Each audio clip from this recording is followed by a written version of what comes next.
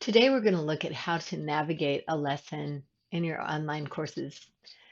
So I've come to this main homepage, and here are all of my classes.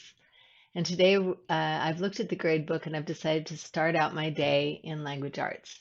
So I come here to the activity page, and here I have all of my language arts activities.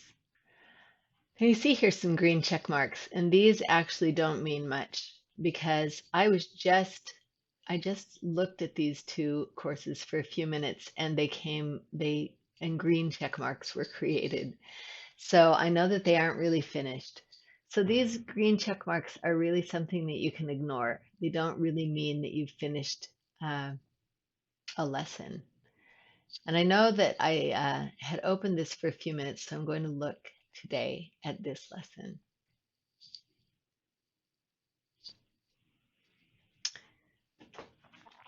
So I see here, if I look across the top, that here's a place that I can print out notes.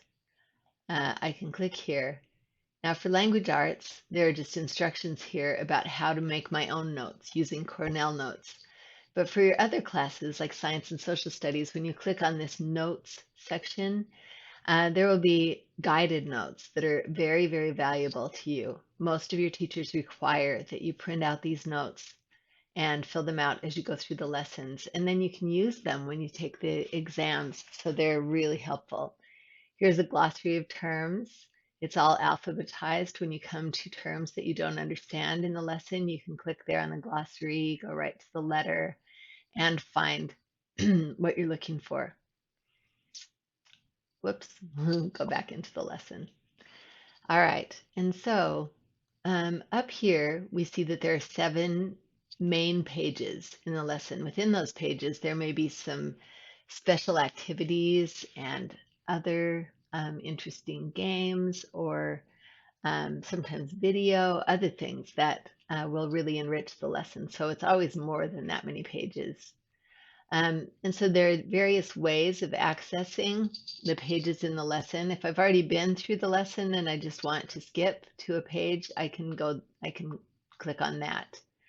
If I want to take the pages in order, I click here. And this will take me to the next page. I'll read this really carefully. I may take notes. I may use the glossary to look up terms I don't know. And then I move on to the next page. Now on this page, I see that within the page, there is an activity. So I'm going to click on that. And as you see, each time I click on one of these pictures, I get a little message that helps to enhance this lesson.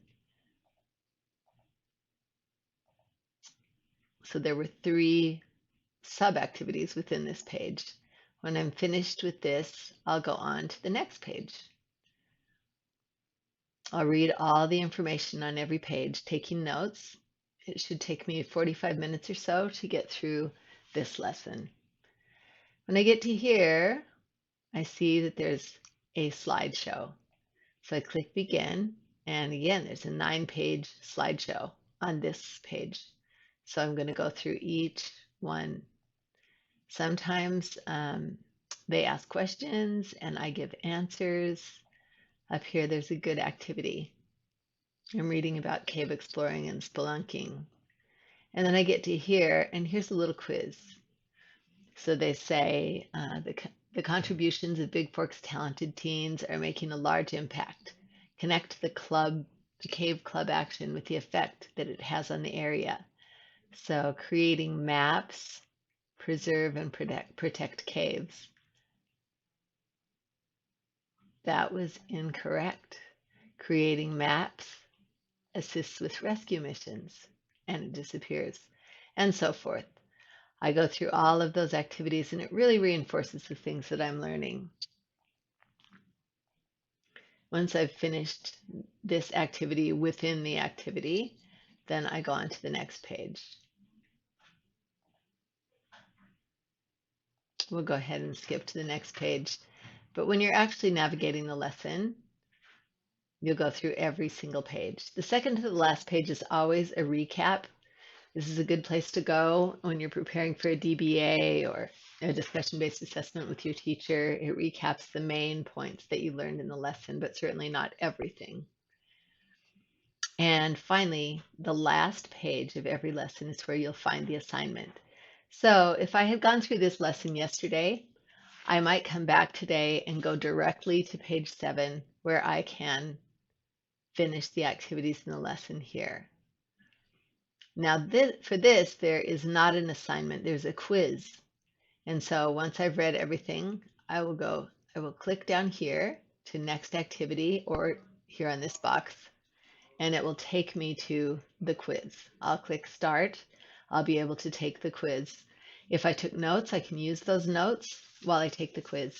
If I don't do well on the quiz and I'd like to try it again, my teacher can look and make sure that I spend an adequate amount of time on the lesson to prove that I really did my best, and then she might allow me to retake it for a better score. And that's how to navigate a lesson.